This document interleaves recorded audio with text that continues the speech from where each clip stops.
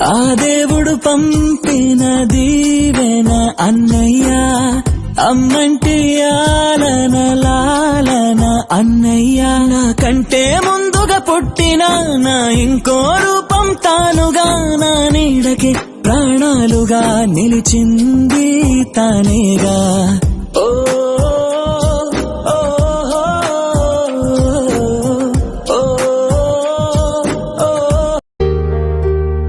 కలిసే నిదరుతుంటాము, కలిసే కలగంటుంటాము, కలిసే కలవడతాము, విడిపోతాము, ముడిపడతాము.